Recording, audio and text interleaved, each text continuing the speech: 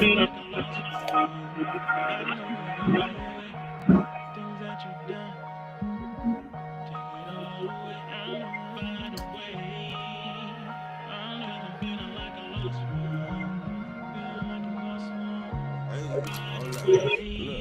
tell my people we the Jews, they tell me it don't matter.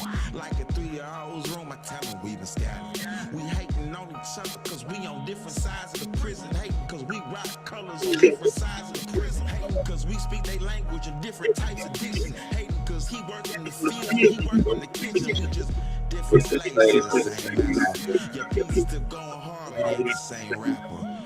I just be kicking knowledge cause knowledge be giving power. The knowledge I give is wisdom to Father cause he is power. Every hour on the hour I fear him and praying daily cause every hour on the hour will be my last mate. Yeah, real truth when I speak it comes to pass cause I speak the obvious words come back void never there. Yasha, he gave me all this talk.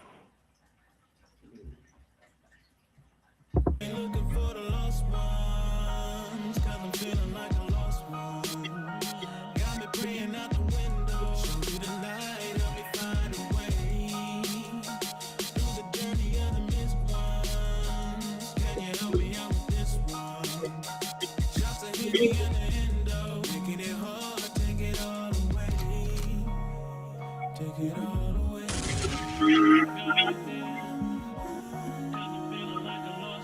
Feeling like a lost. So we're going back to the beginning. Understand.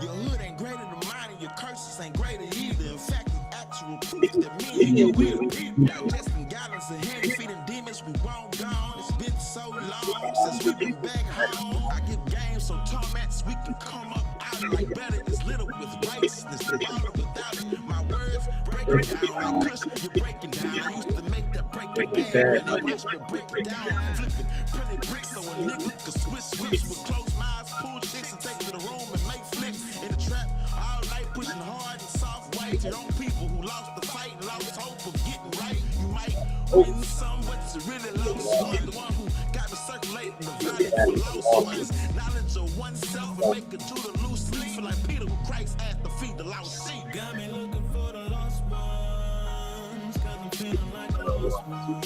Yes, sir. Praying out the window, show me the light, help me find a way.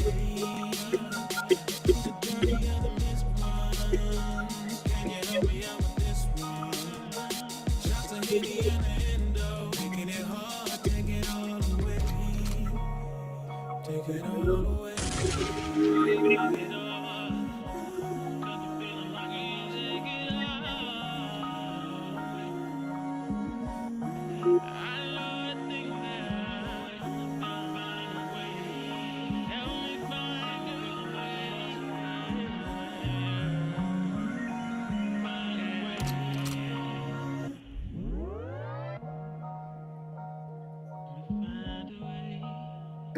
Just want to invite people in. I see people in the building. Welcome to the Hebrew state of being. I am your humble servant and host for tonight, in a biblical sense, that is. I am Kayel. In the building, I got my butter pecan, Miss Artist 28, yes she is. And our young and better song, Young Hebrew, Logan is by his father this weekend. And so we are in the building, man. Got the frankincense and myrrh billowing. The frankincense and myrrh billowing. There go my queen. So, man, you know, this lesson tonight, as we've been dealing with Jubilees 1 and 2, we're going back to the beginning, right? Many of us are very familiar with Genesis and how that evolved from Adam and Eve and whatnot. But Jubilees gives us a window into it, a more explanation into those 7 days of creation of the Most High. As we read in Jubilees 1 and 2, we went through all the days of the angels and creating the man and the separating of the waters, and how the Most High moved all the waters to a whole different part of the expanse that we don't know anything about, and created the land and how he wanted to shape it, and with the rivers and the mountains, and then brought the water back in. Hey, we learned and understood that there's no such thing as other gods with the Most High, that it was the Most High, and he created these angels to be his helpmates, as we are the Most High's helpmates on this earth. You understand that the Most High has multiple wives, all right? Everything that he has created is a wife unto him. Yes. So the angel, the cherubim, the Most High is our husband. The men, the Most High is our husband. Yes, that's a fact. Okay. So we are all working for the Most High on our different levels in the place and the law that he gave us. I really want y'all to really take that in. We are the children of our Creator when we follow his law. The same is for the angels. The same is for the cherubim and seraphim. It is no different for them than it is for us.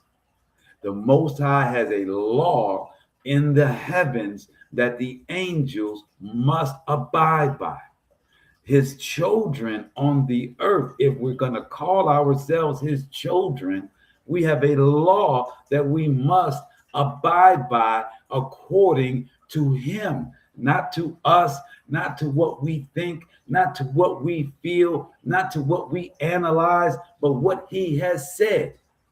That is the hardest thing for humans to get, because the Most High yet again gave us this gift of choice.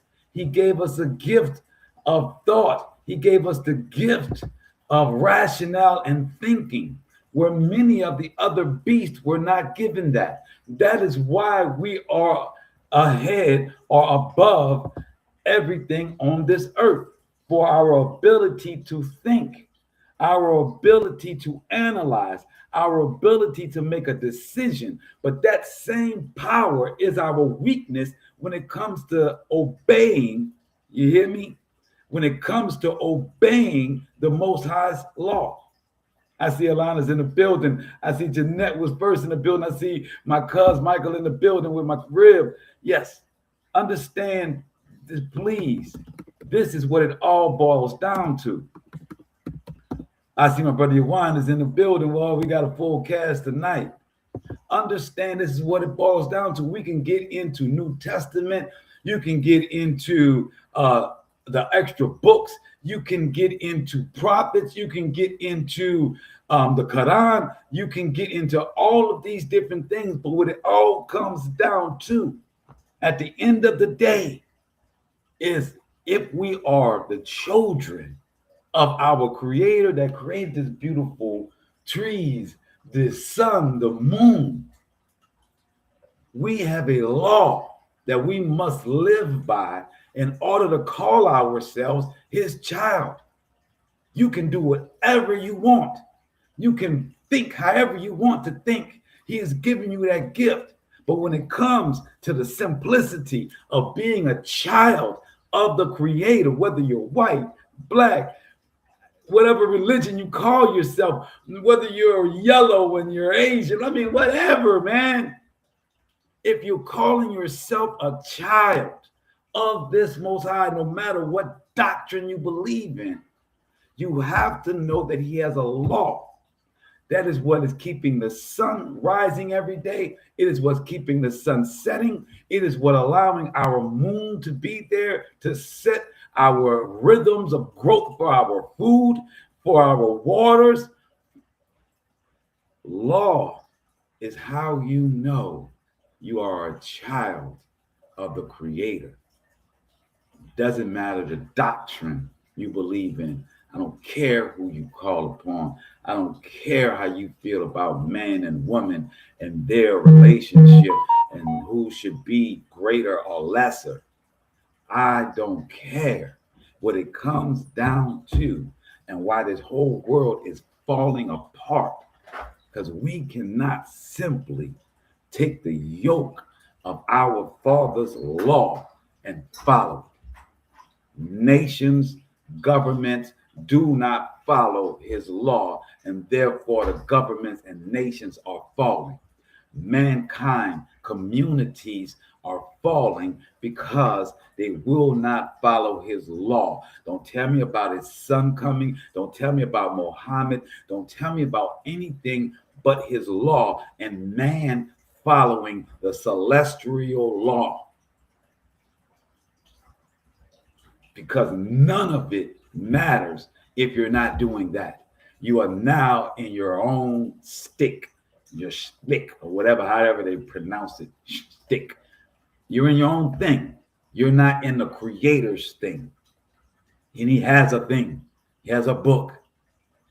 Tonight, we're going to deal with probably our last, for now, chapter on Jubilees, because chapter 4 we start getting into the lineages and who was born and who, and it really helps you understand that Adam and Eve did not just give birth to Cain and Abel and then Seth.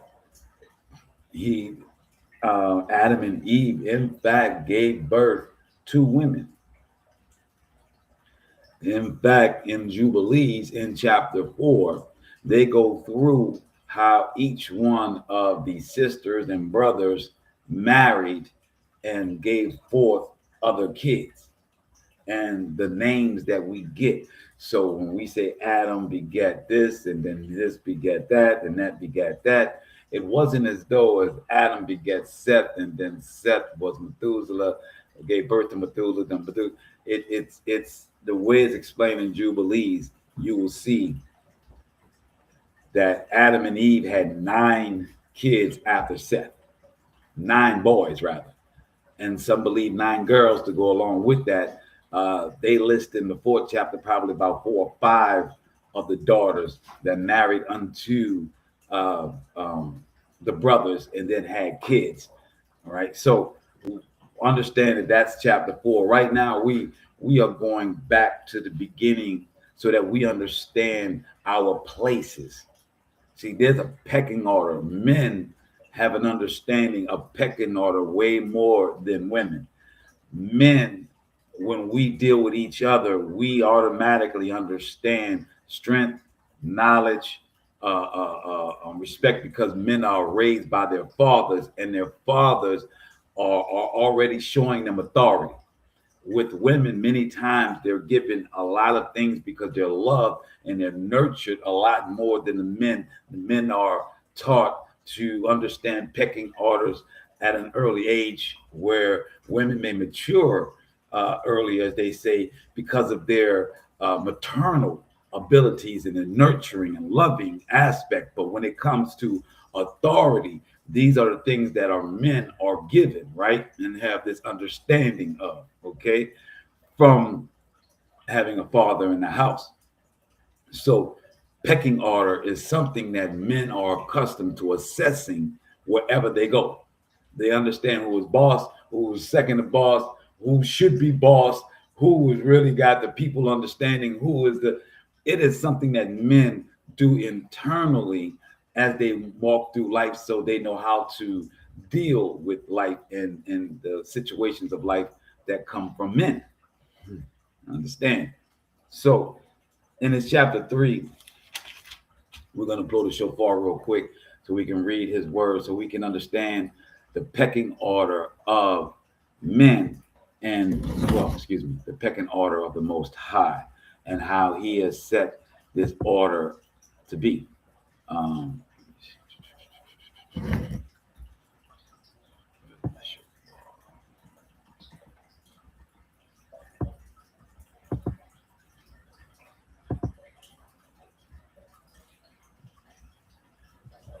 And of course, we're going to get a commercial here.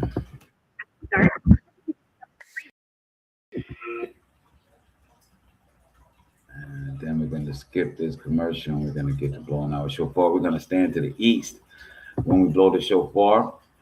Stand to the windows of Shemayim.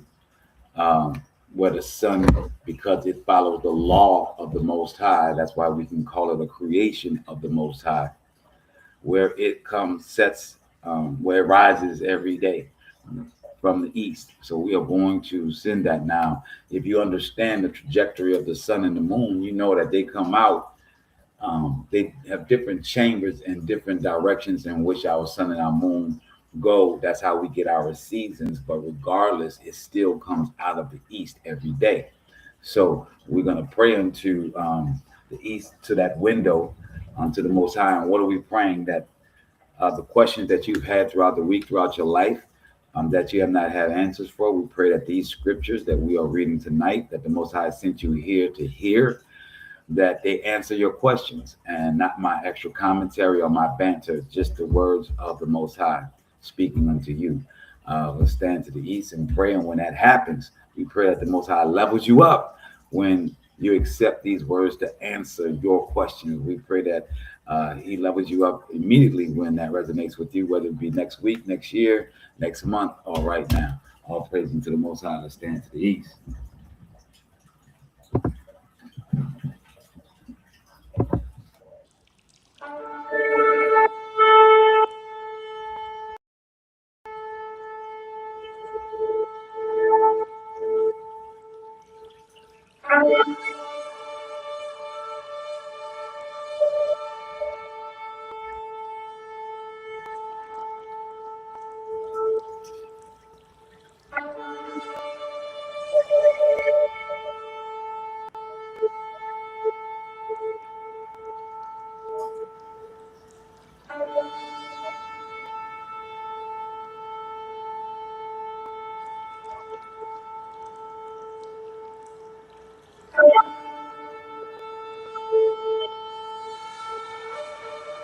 Shabbat Shalom. Shabbat Shalom. Shabbat Shalom, man. All praises unto the Most High. Man, yes, we're here yet again for another Shabbat lesson, man. I'm thankful of the Most High for this time to speak his word and just to get an understanding. So this chapter 3 is a little explosive. It's a little controversial, a little controversy in it. We shall get to it. So it says, chapter 3 of Jubilees. And on the 6th day of the second week. So in chapters 1 and 2, we have taken care of the first week of creation, what the Most High feels about it, what's the order, and what things should be done. Now we're going to the second week of creation, which you don't always see in Genesis, right? And it says, second week, we brought, and it says a week because it's the angels working for the Most High that are relaying this unto Moses, right? So it says, according to the word of the Most High, and unto Adam, all the beast and all the cattle and all the birds and everything that moves on the earth and everything that moves in the water, according to their kinds and according to their types, the beast on the first day, the cattle on the second day, the birds on the third day, and all that which moves on the earth the fourth day. All these things were brought to Adam. So when we say that man has dominion, this is what we mean by the Most High gave dominion unto Adam. Adam had not, Eve is not a part of this process. You are not seeing Eve's name in this process when all animals, birds, and of the sea, everything that moved on the earth, right, was brought to him on about 4 days, and that which moves on the waters on the 5th day. And Adam named them all by their respective names. And as he called them, so was their name. So Adam, the Most High, when he calls us his battle axe, when he says that we are his inheritance, we must go all the way back to Adam to understand what that really means. You can get caught up in your doctrine of Maccabees, get caught up in your doctrine of 12 tribes and Jacob and who are the children of Abraham. You can get caught up in all of those things. But before any of those things happen, man, that all of these things I just named, these nations come from Adam as the first thing that the Most High created of this earth for man to be in his garden. There were beasts outside the garden. There were animals outside the garden. There were things that the Most High had created that were outside the garden. Shabbat Shalom, my sister Koti's in the building. Outside the garden.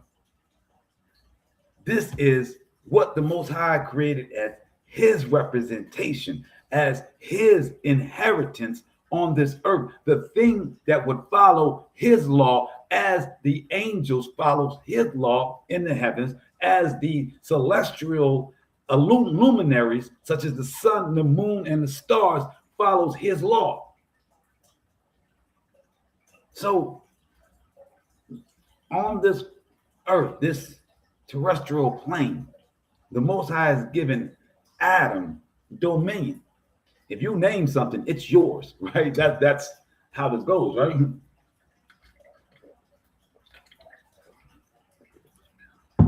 You can't name it unless it's yours. That's why Trump wants to put his name over everything, even though it ain't his, because that's what the devil does, falsification. So it says, and Adam named them all by their respective names, and as he called them, so was their name. Verse 3, and on these 5 days, Adam saw all these, male and female, according to every kind that was on the earth, but he was alone and found no helpmeet for him. So Adam's created, angels created, the systems are created, beasts and things outside of the garden is also created, and Adam names all of those things. Everything was on the earth. Remember, we understand this. It goes back and forth from Garden of Eden and then the rest of the earth. So when we're talking about Adam and Eve and we're talking about things outside of the garden, understand that Adam knew of all those things because he named those things. So when he gets kicked out and the Most High is telling him he must go, and Adam is saying he's afraid to go out there, he named the thing that he's afraid of. You know what I'm saying? I want you to understand. I want to bring that full circle to you, that even the humanoid thing that we will call a Neanderthal or we will call a Denisovian to dip into science, these are things that Adam would have seen and would have named. The Most High is clear here. Everything that walked on the earth and then what was in the seas, everything, and Adam named it.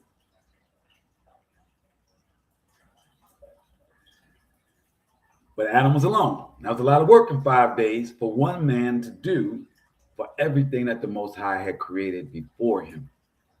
So in verse 4, and the Most High said unto us, it is not good that man should be alone. Let us make a helpmate for him. So now when you have Genesis and you say, let us make man in our image, and people get confused. Again, flesh does not live in a celestial plane. So when we're talking image, can we really be talking our facial construct when we understand that flesh and bones are not something that's in the celestial realm? You had the lowest realm, which is written that the cherubim come from, and they look similar to man. Short, stocky, muscular, which is much like a Neanderthal, so to speak, when you kind of think about it. But the Most High says, these guys, the Most High is talking to the angels, and he's telling the angels, now some of them we know got 6 wings. We ain't got no wings, right? So anyway, so it says, should be alone. Let us make him helpmate. It says, make a helpmeet for him. Verse 5. And the Most High caused a deep sleep to fall upon him, and he slept. And he took he took for the woman one rib from amongst his ribs, and this rib was the origin of the woman from amongst its rib. And he built up the flesh in its stead and built the woman. So the woman, which they're going to get deeper into, was not born till after the first 7 days, and then the 5 days that he named animals, right?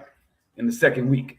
So though the woman was created in the second week, as Genesis condenses it, and people try to bring in Lilith in this process, but there is no Lilith in this process. This is aligning Adam and Eve as we know Eve to be, not a woman that came prior, then was killed, or she didn't want to listen to Adam, so she rebelled and created all of these other celestial animals. First of all, y'all must understand how crazy that is, because if the Most High created Adam and Eve, if he would have created Lilith, then they would have all been celestial beings. At no point in time did you hear about Adam floating up with some wings and flying the hell off. You ain't never heard that. You ain't never heard that. But Lilith, so to speak, goes against it, and then she gets wings and she becomes a celestial primordial being that in the Nag Hammadi, now she's created a whole pantheon of demons. When I speak about getting back to the simplicity, it's because our world, though as it says in Daniel, that we would have this knowledge that will go to and fro, it is a lot of misinformation that is a part of this knowledge that is out there.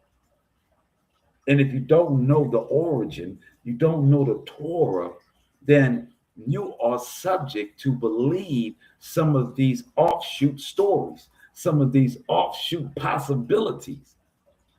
There is the ones that follow the law of the Most High, and then there's that do not. And inside of both of those categories is a pantheon of levels. It just is. So let's stay on our side, which is the covenant keepers, right? So in covenant keeping, we understand that the Most High has made a pecking order from the angels and their pecking order to his celestial beings, which he are calling his inheritance on this earth. So verse 5, he's now creating a woman, a helpmate for Adam, and he takes a rib from him and he builds up her flesh from the earth, because everything in a human being's body is of the earth. You can find it in the Science Digest and whatever, right? And built up in flesh in his stead and built the woman. Verse 6, and he awakened Adam out of his sleep, and on awakening, he rose on the 6th day. This is something I'm about to read that I really want y'all to take note of. Pay close attention, because it's going to be very important for the end of this chapter. He rose on the 6th day. Remember, she was given, in 5 days, he named all the animals. In the 6th day, and they put him to sleep. At the end of the 5th day, took his rib, and he arose on the 6th day, and he brought her to him, and he knew her. Whoa. He brought Eve to Adam, and he knew her on the 6th day. We all know that in scripture, when it says he knew her, it means they had sex. They made it. They consecrated their relationship. No priest, no ceremony. This was given unto the woman. And what was the first thing they did? First thing they did, under the sight of the Most High. And that was the bond that made them one. It wasn't the priest. It wasn't hopping over the broom. It wasn't signing paperwork with the justice of the peace. It wasn't a governmental process. It was a very human and celestial process. The Father brought the woman unto the man. And when man saw woman, he consecrated with that woman. I see Nickerson's in the building. So then it says, I want y'all to remember that, because when we get to the end of this, it's going to be very, very important. He says, and he knew her and said unto her, this is now bone of my bone and flesh of my flesh.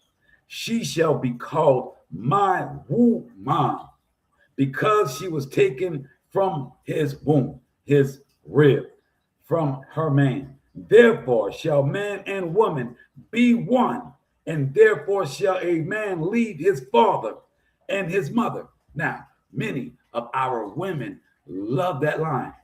We are one. You're not over me. You're not my father. You can't tell me what to do. I'm just like you. The Father said we are one. Eve has not been given a responsibility yet. Eve has not been introduced to the beast of the world. Eve know not the terrors of the world. Eve does not have the same knowledge that Adam does at this point, right? So at this point, we are still in a pecking order, regardless. As I stated at the start of the show, that men have an automatic pecking order in their mind when they're walking amongst the world, at their job, when they're out amongst in the club, when they're in the park, in the playground, when they're with organized sports. There is a pecking order. There's a reason why men have an awe for Michael Jordan, because of the pecking order that we have now placed him on an athletic level.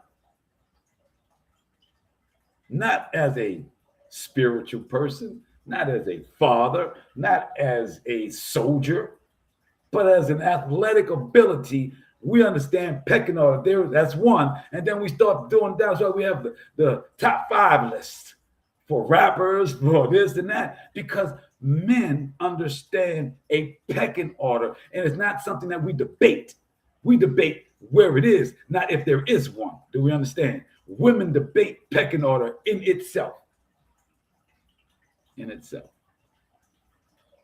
So, as it says here, verse 7, therefore shall man and woman be one, and therefore shall a man leave his father and his mother, and cleave unto his woman, and they shall be one flesh.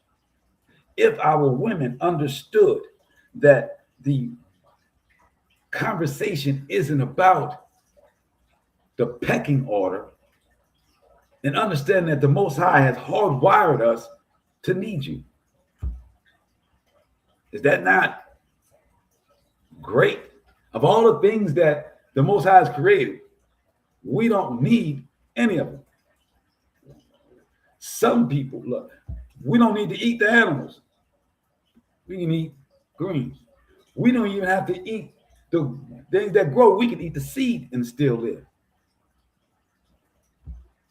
The Most High has made the human body almost to where it can eat the sun rays and survive if need be.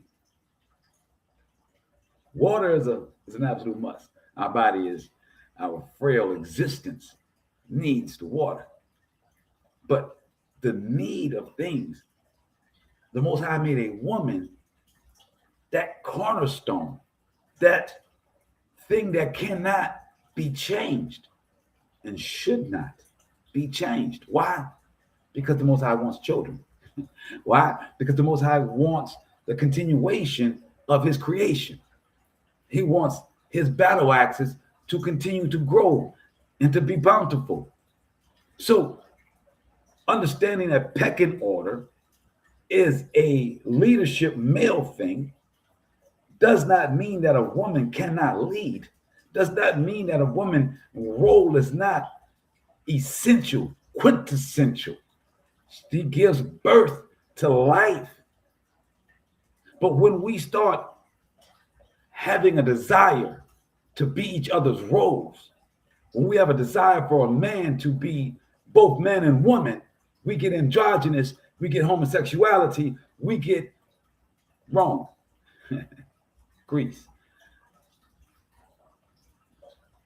When we get women that want to disobey a pecking order to raise themselves because of their intelligence or because of their nurturing ability, because of their hips and dips and can get things done that a man can't get done from men, does not change the pecking order that the Most High has laid.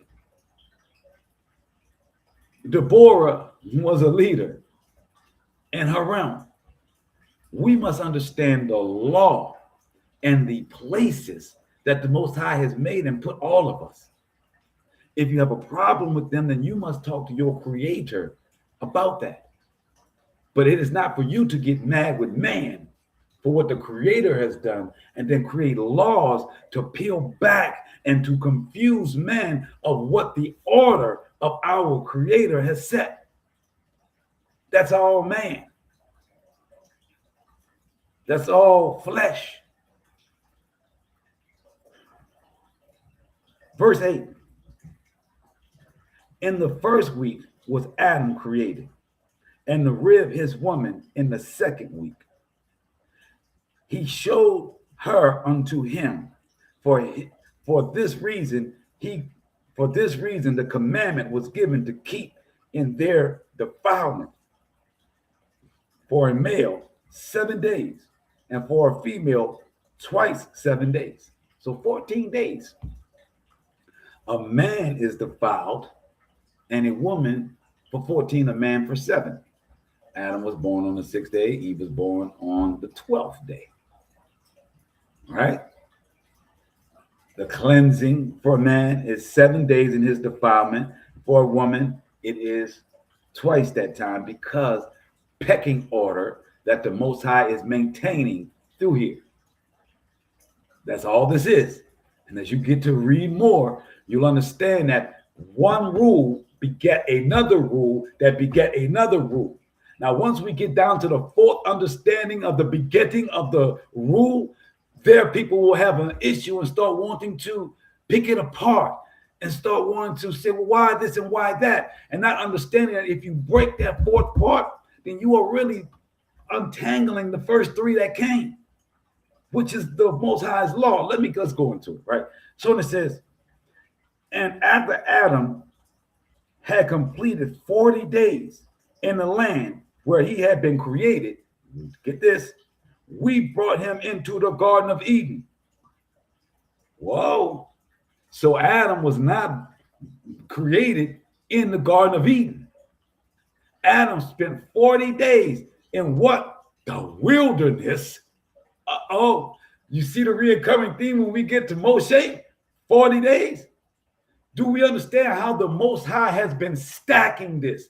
That it is like math. You cannot do quantum physics unless you understand 2 + 2 and 1 + 1. You just cannot. If you don't understand addition and subtraction, you can't get to the quantum, to coding. You can't. So when we want to debate these things, you must understand you can't. It's a code. It goes together. When you start messing with the code, you can do a variant here and there, but the code is the code. So when it says here, Adam was 40 days. He was created in the expanse that the Most High has created. And then he was brought into the garden, right? And he says to till and guard it. So this Garden of Eden that the Most High created, this place of perfection, this thing of purity, one would call his representation of heaven or the Shemayim on earth. There's no iniquity in this. It doesn't matter what's happening on the outside. This is the direct portal. We want to call it now. We want to get into this CERN. The portal from the heavens down to this earth was coming through the Garden of Eden. Man was not even created in that portal. Adam was created outside and had to be there for 40 days, cleansed, before he came into the garden. All right. And his job, he went there to work. Yeah, man. He went there to work, to till and to guard the garden. He said, but his woman, they brought in on the 80th day. And after this, she entered into the Garden of Eden. So Eve was 80 days. Even though she was born in the second week, he did 40. She's doubled to 80 before she can come in. Do we understand the pecking order, right? We want to say man and woman is one. Why didn't Eve go with Adam in the 40th day? That's the Most High said. And he said, they are one. He said, verse 7, therefore shall man and woman be one, and therefore shall a man leave his father and his mother. But does that mean that the Most High made them equal on the pecking order? No, he did not. But there's responsibilities on both ends and there's rewards on both ends that we both have to be happy with. A woman has to be joyous with being a woman, and a man has to be joyous with being a man. If not, then all of this becomes confusing. All of this becomes for naught and destroys what the Most High has created. And this is, but his woman, they brought in on the 80th day, and after this, she entered into the Garden of Eden. And for this reason, the commandment is written on the heavenly tablets. So this was written on the sapphire tablets that was given to Moshe in regard to her that gives birth. So this is on the heavenly tablets.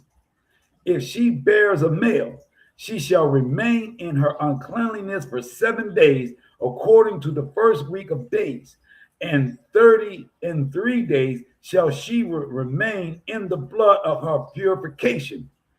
And she shall not touch any sanctified thing, nor enter into the sanctuary until she has accomplished these days which are enjoined in the case of a male child. So why is it 40 days? The same as it was for Adam. It is now 40 days that a woman is cleansed if she has a boy child, because the boy is going through the same process. The mother is still nursing that boy throughout that time. So here it says she is unclean, can't touch anything that is of holy. Not she can't touch the sofa, she can't touch, but she can't touch the things that are holy, the purification, because of why the Garden of Eden was purification, and why we could not go into the Garden of Eden until we were purified. So now when a child is born, we are recreating the same process. The same process. It is not that a boy is better than a girl, a girl better than a boy. It is the pecking order in which the Most High created each individual and how he has purified them.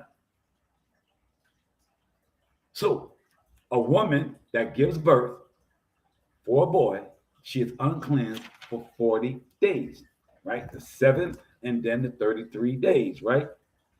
And this is accomplished these days in verse 12. But in the case of a female child, she shall remain in her uncleanliness 2 weeks of days, 14 days, according to the first 2 weeks, and 66 days in the blood of her purification. And they will be in all 80 days, the same as the time it took for her for purification to come into the Garden of Eden.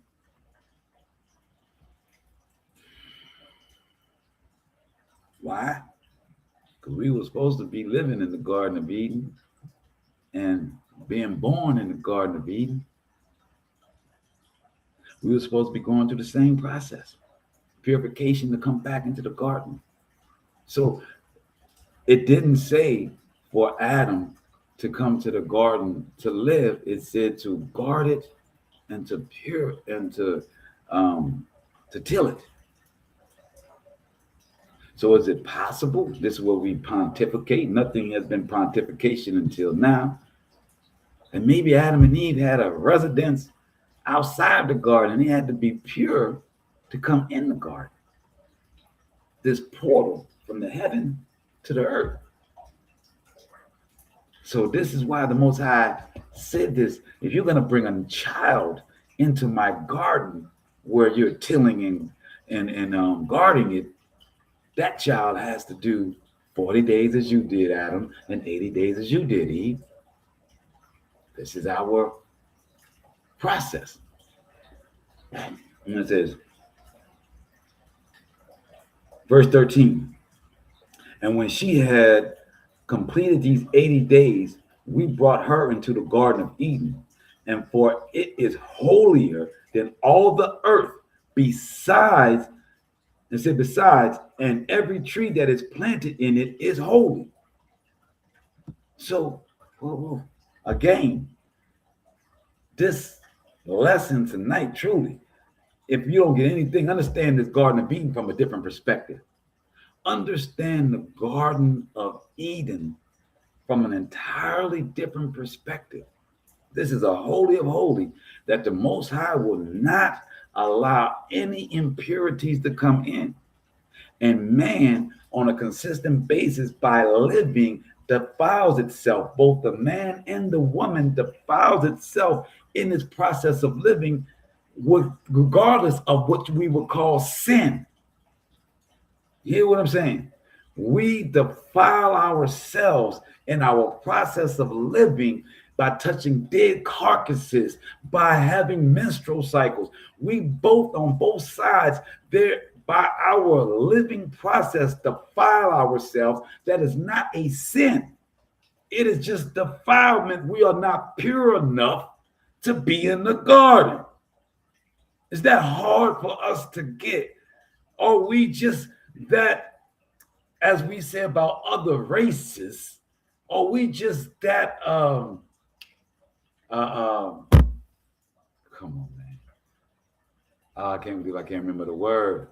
Are we just that? Do we think we're just that much, that everything is to us? What is the thing that they say about you feel empowered to have whatever you want? That's not the word I'm looking for, but I'm going to get the word. But they feel emboldened that we should be able to do whatever we want to do. We should be able to have whatever we want. We should be able to touch whatever we want. We should not have to follow any kind of law. And because we're intelligent, we were given this gift of intellect by the Most High, we get to question it. The Most High gave us intellect to question him. The problem is that y'all don't want to accept his answer. Entitled, that's the word, entitled. We walk around entitled because Adam was given dominion over all these things. We get this entitlement. Mankind, all races, get this entitlement thing that we can question but not listen. We can question but not listen. Entitled. Thank you, Michael. You gave it to me right after. Thank you, cuz. Entitled but don't want to listen. Yes, the Most High gave us the ability to question him. He wants us to question him, to get back to his face, because there's so many lies out here. And the people that tell you not to question the Most High, they are liars.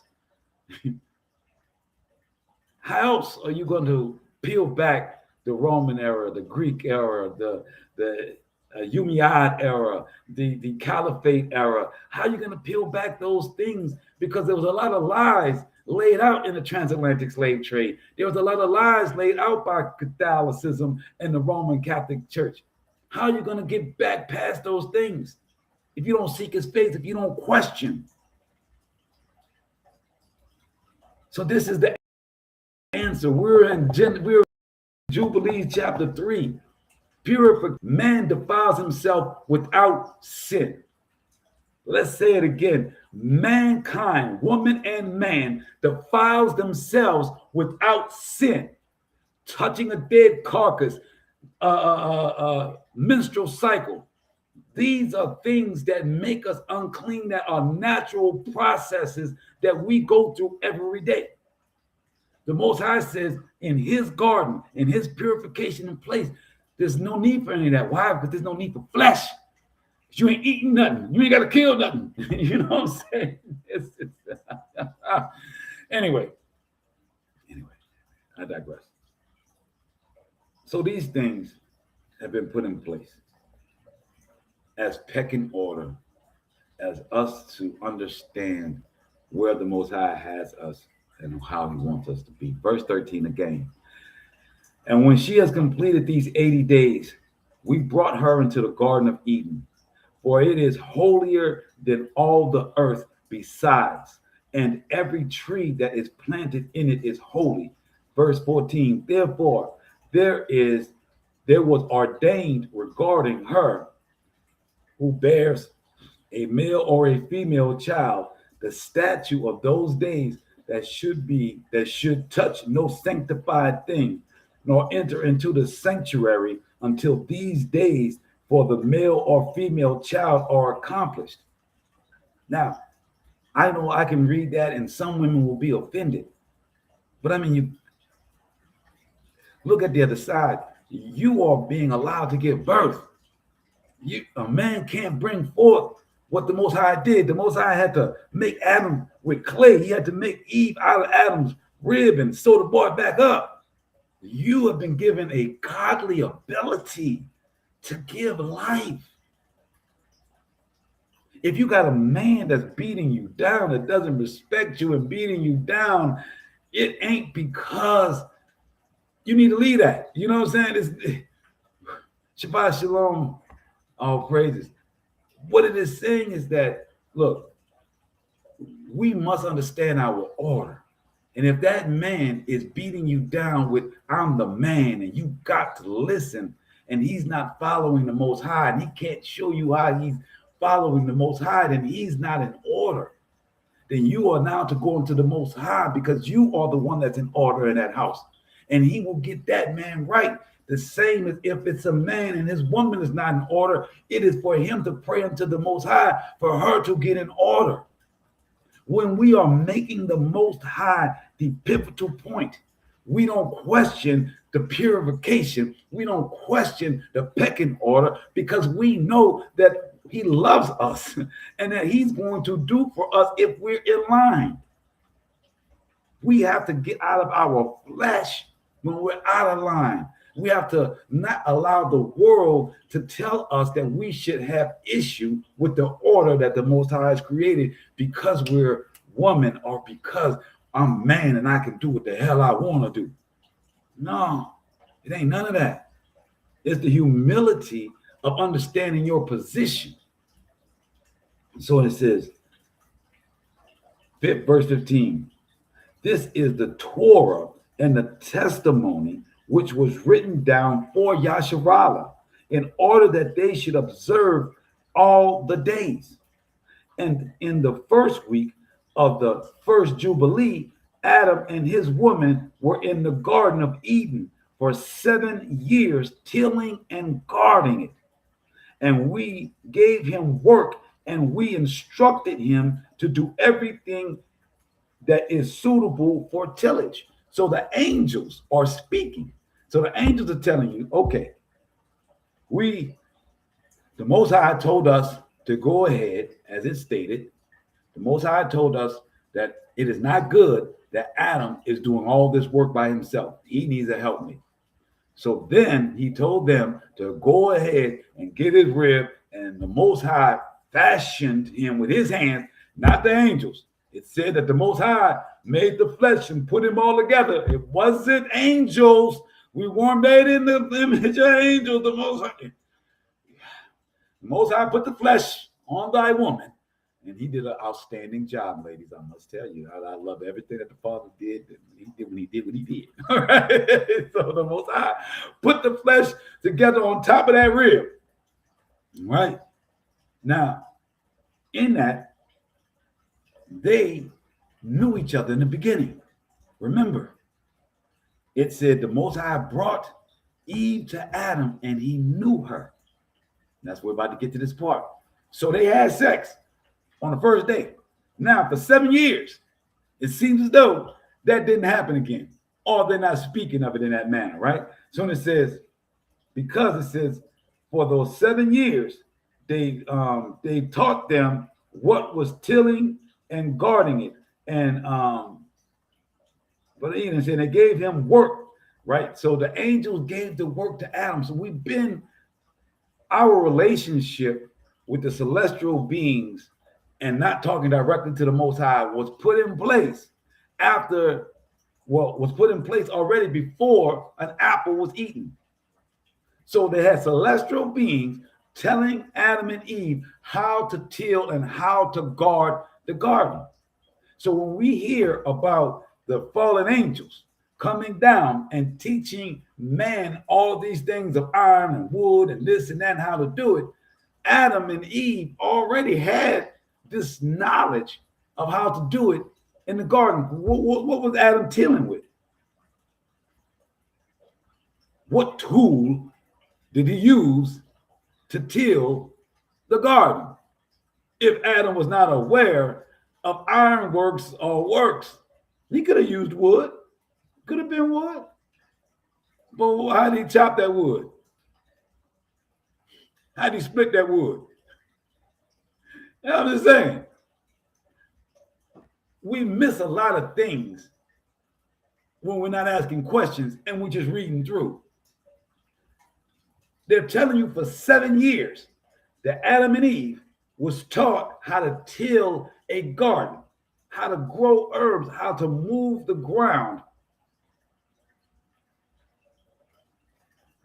And it says, till the garden, and it said, verse 17, and he tilled the garden, and he was naked, and he knew it not, and was not ashamed, and he protected the garden from the birds and beasts and cattle.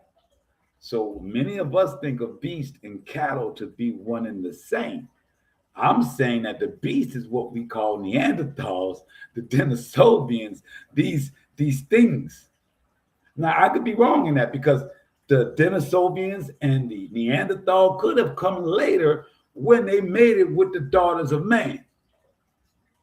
That's when you could have gotten Denisovians and the Neanderthals. But I believe that they, as it has been written, that you had beast and cattle, two different entities. Cattle we know to be sheep and, even bears and lions and can be considered cattle. Beast, or in my understanding, can be something that is human but uncivilized. As you're going to see here, all the animals that were created could talk. Yeah, I'm throwing a monkey wrench, baby. See, when Adam named all the animals, they could talk. The cattle, the beast, the birds, they could all talk. You don't believe me? You don't believe that the animals could talk? Let's continue to read. So it says, protected the garden from the birds and the beast and the cattle, and gathered its fruits and ate, and put aside the remnant for himself and for his woman, and put aside that which was being kept. Storage. Verse 18.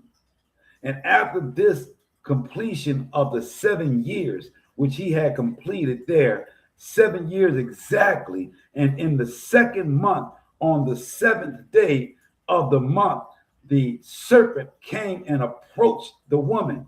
And the serpent said to the woman, was Elohim, as it has Elohim, the gods, or the Most High commanded you, saying, ye shall not eat of every tree of the garden. And she said to it, all the fruit of the trees of the garden, the Most High has said unto us, eat. But of the fruit of the tree which is in the midst of the garden, the Most High said unto us, ye shall not eat thereof, neither shall ye touch it, lest ye die. Now see, this is so important. Everybody really likes to focus on the part after she ate it. They like to focus on the words of the serpent and this, but this is very important, because this entirety of reading Jubilees is saying that we want to understand what the Most High said from the beginning before we get into psychology, before we get into flesh, before we get into feelings. So the Most High said this particular tree you would die from. And then the serpent says, no, you will be as a God.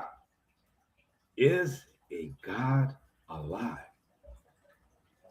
Yes, the Most High says he's a living creator, right? The seraphim, the cherubim are living, right? So if the Most High says you're going to die, but this fool says, no, you are going to be like the gods, that you will see everything. But the Most High says you're going to die. Now, this is an A and B scenario, because we're talking about flesh. First of all, A,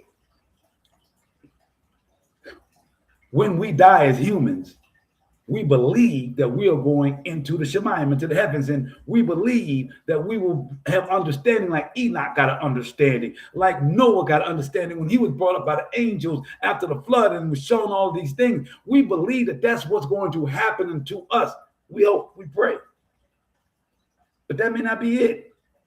That may not actually be how it goes. We may be just in a place chilling and waiting for the final judgment. So if you, as a human, as an Eve and an Adam, was to eat this and die, you wouldn't necessarily be like a God and see all these things.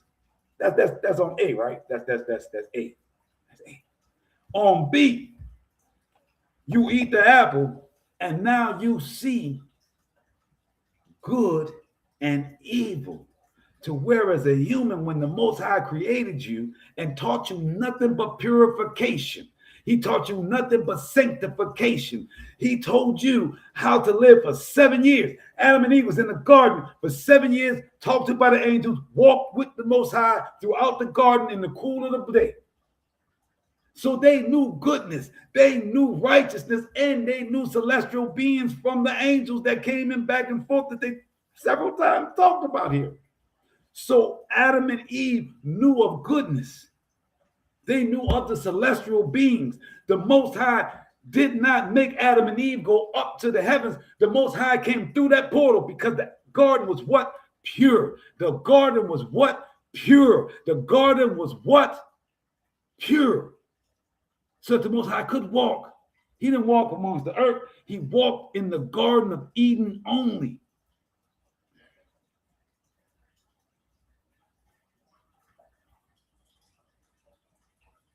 So, as they have been walking with the Most High in the pecking order that the Most High placed,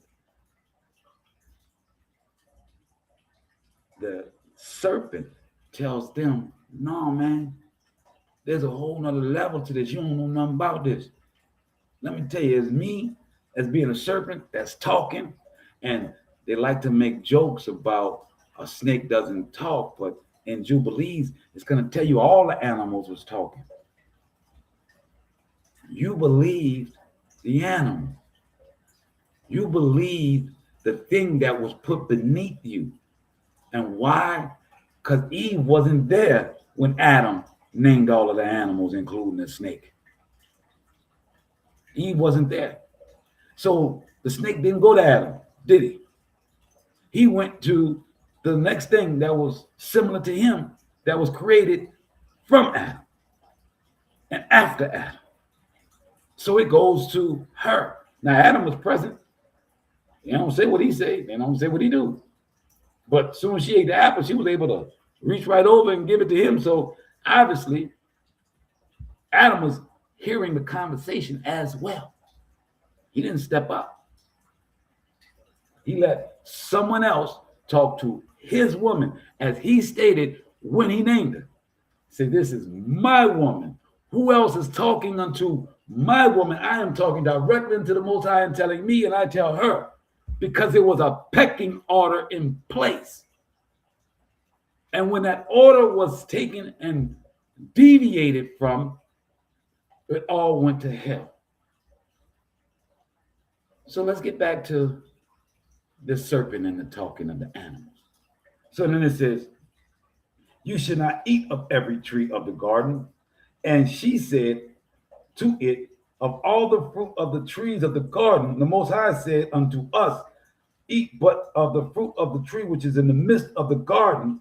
He said unto us, ye shall not eat thereof, neither shall ye touch it, lest ye die. And the serpent said unto the woman, ye shall not surely die, for the Most High knows that on the day ye shall eat thereof, your eyes will be open, and ye will be as gods, and ye will know good and evil. So he promised the three things: that she will be a god, and she would know good and evil. At that point, evil should have been a word that was like Chinese arithmetic to her that she didn't even understand. Like, huh? What is that? They knew no evil. They only knew the righteousness of the Most High and the order of the Most High. They knew no evil. So when this serpent is telling her that you'll be like the Most High and you will know good and evil, she wouldn't have known evil. So the devil or the serpent was tapping into a fleshly desire that we had not known prior to, that we had envy. This serpent, this animal, was able to ignite envy before the apple was bitten.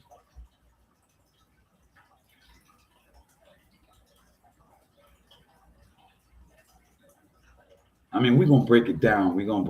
Right? Before the apple was bitten, this serpent was able through his tongue to tap into a fleshly thing that we did not know we even had. Envy for something that we didn't even know we didn't have. We didn't know we didn't have evil. We didn't know we didn't have evil. We didn't know we could be a God. What would there be envy? It was just Adam and Eve. What was to be envious of? What could you possibly want that was not given? You were in the Garden of Eden. You had dominion over everything outside the Garden of Eden. Your man has named everything and was given dominion by the Creator over all things. There was nothing. You were talking to angels back and forth that was teaching you how to work the Garden of Eden. What more?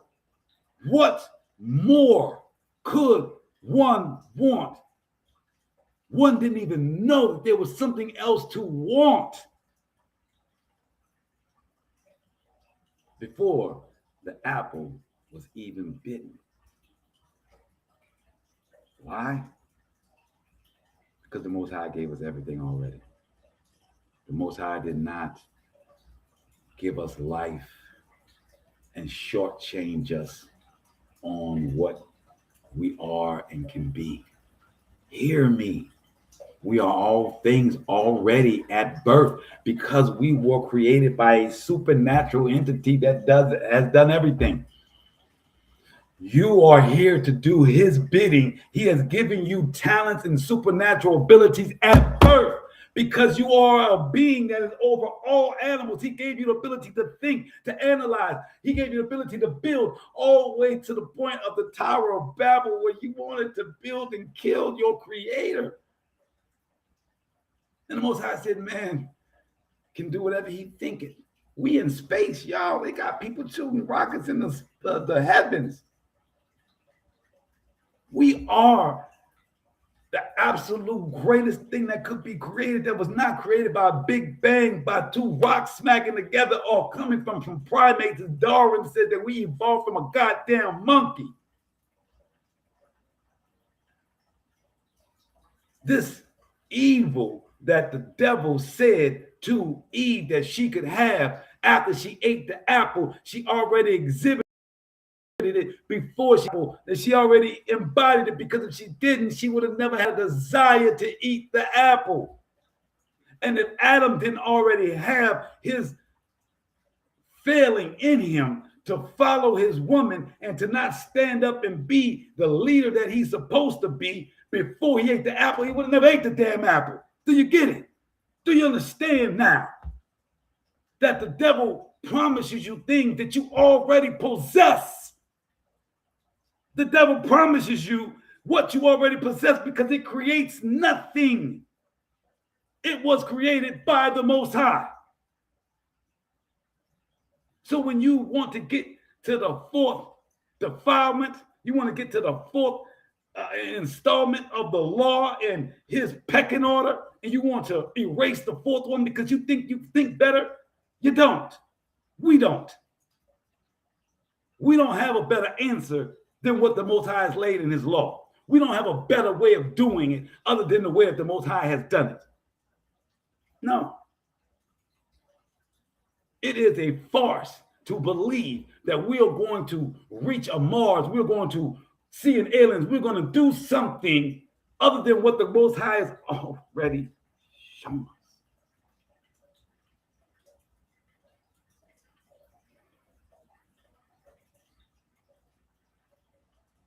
We are everything inside of us. You want to call yourself a god? You want to call yourself a king, a queen? You want to call yourself a goddess?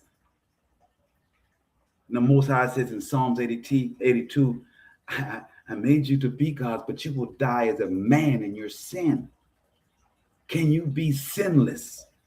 Can you cleanse yourself of your defilements and not question the Most High about being defiled?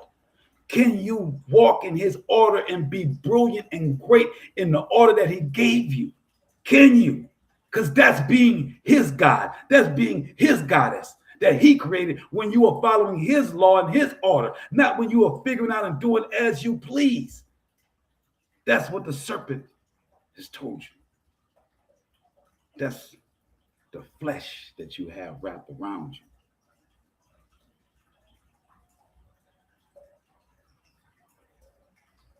It says, ye shall not. And he said to it, verse 19, Jubilees chapter 3. And he said to it, of all the fruit of the trees of the garden, the Most High has said unto us, eat but fruit of the tree which is in the midst of the garden. Not that one. Does it matter that the Most High put that tree there for the cynics? Why would there be a tree in the first place? Well, first of all, the Garden of Eden ain't yours, it's his. Let me say it again. For you entitled people that want to second guess why I got a tree in my garden, it's no business of yours. Adam and Eve was employed to come and work, till and guard the garden. It was not theirs. There was a whole world out there that they could go and toil and eat and do all things. The Most High said, when you're in my house, this is what you do. Can you follow my laws in my house? So therefore the tree is there. Can you follow the law in my house?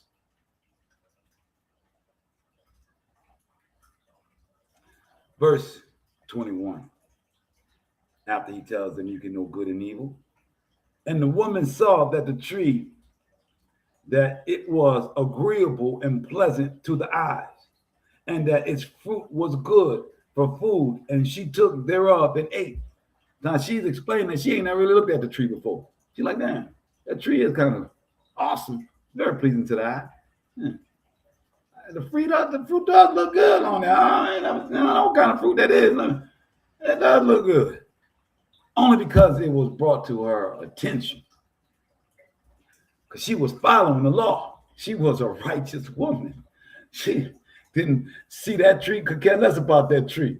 She saw it like whatever. That Most High said, don't touch it, I don't touch it. Verse 22. And when she had first covered her shame, so as soon as she ate it, and when she had first covered her shame with fig leaves, she gave thereof to Adam, and he ate, and his eyes were open, and he saw that he was naked. And he took fig leaves and sewed them together and made an apron for himself and covered his shame. So for 7 years, they had been butt naked in the garden. Did not know. 7 years this man is tilling the garden, doing manual labor, butt naked. For 7 years this man is standing guard, making sure no animal come, fighting animals and beasts, butt naked. Didn't need nothing because he had the aura of the Most High. He walked with the Most High in that garden. He was fashioned by him. He says, verse 24, and the Most High cursed the serpent and was wroth with it forever, which is a very important word here. Forever wroth with the serpent.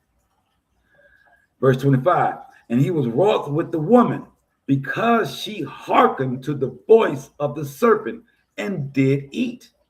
And he said unto her, I will greatly multiply your sorrow and your pains. In sorrow you shall bring forth children, and your return shall be unto your man, and your return shall be unto your man, and he will rule over you. Now, we already had a pecking order in place, as we read with the 40 days, the 80 days, with Adam naming all the animals and naming Eve as his. We already had a pecking order. It was a relationship where they were working together. It says, as one. Now, here is the place where the Most High does change all things. This is where the Most High does say there is man and then woman. He does say it here.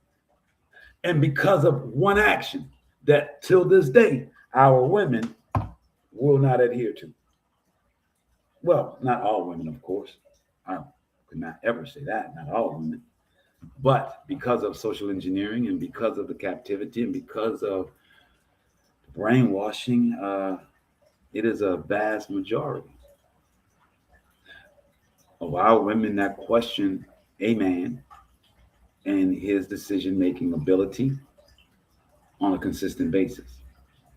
Not because they don't love him, trust him, or not, they don't trust. Not because they don't love him, not because they not don't have an affection for him or nurturing towards him.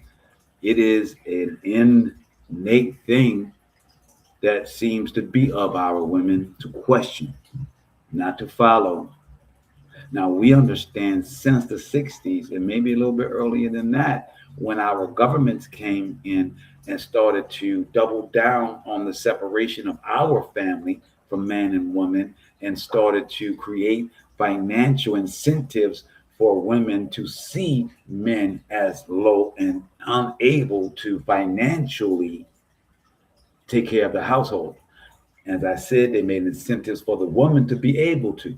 So a mindset in our communities began along with the captive community, the Caucasian community that was saying that men were lazy because we would not work for their minimum slave labor wages.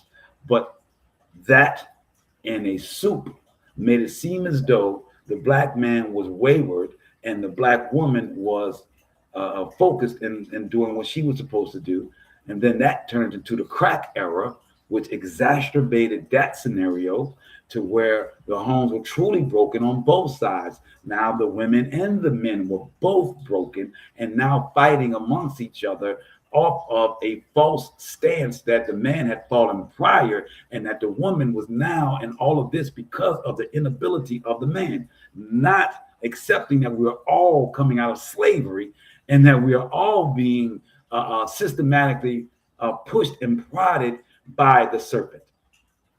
So in our community, we have a major divide in our women being able to accept a man and a man being able to fail and still lead. It is a very hard thing in our community because of all things I just stated. With that understanding, if you can get that understanding, that goes totally against what the Most High wants. And no matter our intellectual level, no matter our economic level, the Most High wants us to follow a pecking order. And if the woman is smaller than the man, then she's supposed to elevate him. The man smaller than the woman, elevate her. It is not supposed to feel slight on either side. We have become one. So my weaknesses are supposed to be picked up by you, not exploited by you. Your weaknesses I should shore up and not exploit or take advantage of. These are the things when we want to be gods and goddesses.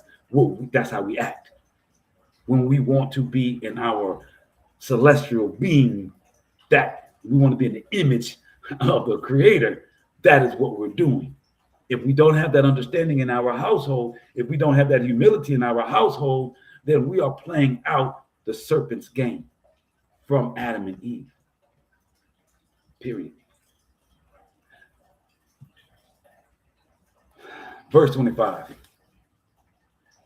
And he was wroth with the woman because she hearkened to the voice of the serpent and did eat, and said to her, I will bring forth sorrows in your children, and your return shall be unto your man, and he will rule over you.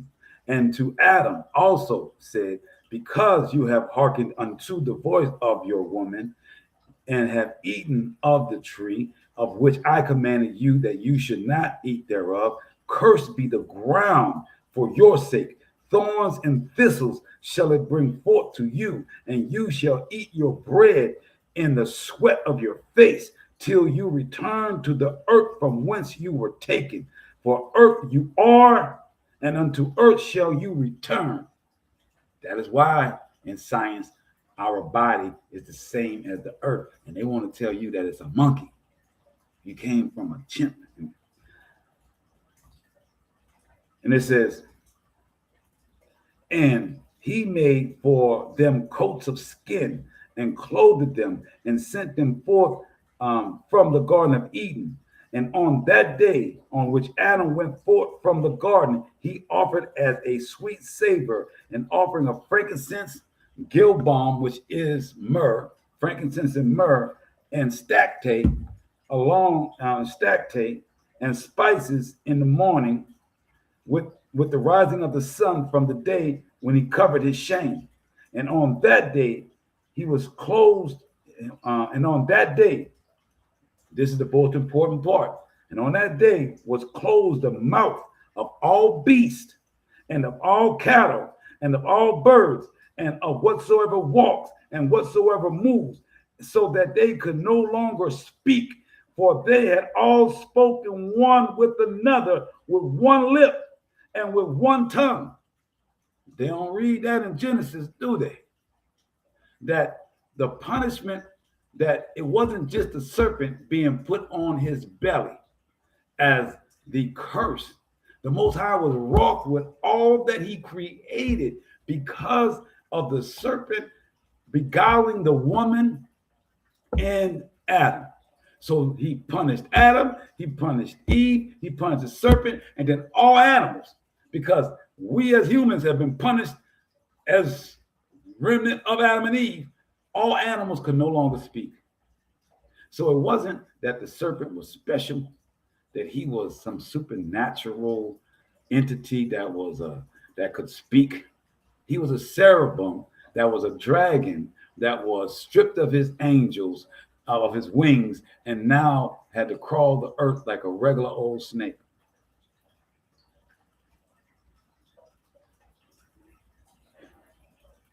All animals could talk. Dogs, birds, bears, bees, and they all spoke in one tongue. So when Adam was naming them, they understood what they were being named. He conversed with the animals. All up until this point. So it says, verse 30, Jubilees. And he sent out of the garden all flesh that was in the Garden of Eden, and all flesh was scattered according to its kind and according to its type unto the places which had been created for them. So it seems as though the Garden of Eden was a place of training of how the Most High wanted us to interact on this earth, from animals to man. because all were in the garden at some point and taught their name, what they're supposed to be doing, how to do it, and then was put in a place that the Most High had already created for them to habitate. And it says, and to Adam alone did he give the wherewithal to cover his shame of all the beasts and cattle. Ooh. So this is the sobering moment. Because we're getting kicked out, because we did the wrong thing and followed our woman, the Most High said, guess what? You are just the same as a beast. That's why I said in the beginning of the lesson that beast is uncivilized man. Man that's not following God, following the Most High. So here the Most High says, in Adam alone did he give the wherewithal to cover his shame of all the beasts, meaning that we are beast in the Most High's eyes. His children, his battle axe, but yet beast. Verse 32. On this account, it is prescribed on the heavenly tablets as touching all those who know the judgment of the Torah, that they should cover their shame and should not uncover themselves as the other nations uncovered themselves. So Most High says, yeah, there's going to be all kinds of peoples. This is all the way back in Adam and Eve, and they are going to follow other ways. But my people, my chosen, my battle axe, we're supposed to be modest in our apparel. We're not supposed to show all the skin.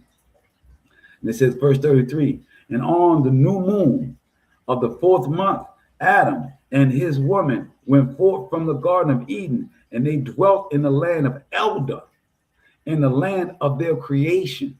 So not in the Garden of Eden, because remember, he was not created in the Garden of Eden. Took him 40 days outside before they brought him in. He had to be purified before he went into the garden. So in the land, wherever Elder is, was where he was, the dirt from Elder is what created him. What are you saying? In the land of their creation. And Adam called the name of his woman Kua. And they had no son till the first Jubilee. And after this, he knew her again. He said he knew her. So they had been knowing each other since day one. They had children after the first Jubilee. Yeah, and the first Jubilee is 50 years, right? So 49 years, the 50th year is the Jubilee. So Adam had their first children and Eve in their 50, when they were 49, 50 years old, right? No son till the first Jubilee at 50. And after this, he knew her, and now he tilled the land as he had been instructed in the Garden of Eden. So that's chapter 3. And we're going to close out our lesson tonight with chapter 3. I'm not sure, like I said, chapter 4 goes into Cain and Abel and how they started mating. I may do chapter 4, but we're going to shut it down at chapter 4 and get back into our regular lessons. I'm not sure where I'm going to go from here. It may be Isaiah. It may be the book of Yasher. I'm still debating. So I'm letting the Most High lead me in that. But I pray that we understand how we're supposed to be in order, how we're supposed to run our intimate lives, meaning our intimate families, our intimate interactions, how the Most High wants us to interact in having our children, the purification, understanding what purification is. It's when Adam was 40 days after he was created and he was going through his purification before he went into, it meant he touched nothing dead. It meant that he didn't defile himself in any manner. That, and we know defilement, the Most High gave us what our defilement was or what our sins were with Moshe. So we're not talking sin. We're just talking about being cleansed on our everyday lifestyle of what we're eating, what we're touching, what we're doing, and defiling ourselves with unclean things. Example, crabs is unclean. If you go sit down and eat a whole bunch of crabs, you're considered unclean. How do you cleanse yourself? You got 7 days, as in with Adam, right? Adam had the 7 days of cleansing. So we are told with the Levitical priesthood that after you take a bath and you're washed in 24 hours, you're cleansed. But the Most High has given us a lot of times where 7 is the completion of something, the completion of getting, things done or things purified. So, 7 days. So let's say you ate crabs and you did something that was sinful. 24 hours, a bath in 24 hours is supposed to be it, but you may want to extend it to 7 days at sometimes, right? Because of what you may have done. Simple and plain. Depends on what you interacted with. You know what I'm saying? How deep you got with that game, you know what I'm saying? But cleansing is just praying, washing thyself, letting thy body flush out, because 24 hours, our blood system does a full cleansing and replenishing. So understanding that, understanding our pecking order, what we're supposed to do with each other as men and women in these communities, understanding our covenant, understanding Exodus 20 is our law. And it's really as simple as that, man. Things are complicated because people want to do other than what the Most High has asked us to do. But what the Most High has asked us to do, as he has stated, is not grievous.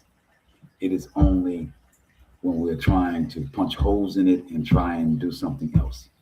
So get to know the simplicity of the Most High. Allow yourself to be humble and ask him as many questions as you need. And he's ready to answer all questions. And he doesn't need humans to answer you. He doesn't need YouTube, Facebook, Instagram, or any of those things to answer you. He just needs you to be quiet and to listen. And he will talk to you. All praise to the Most High, man. Until next Shabbat, Shalom. All praises, Mispah, to guided hands art. All praises. Thank y'all for tapping in. My sis, my cuz, Nisia, Juwan, Alana, Jeanette, everybody, man. Thank y'all for coming in tonight. We'll talk to y'all on Shabbat. Shalom.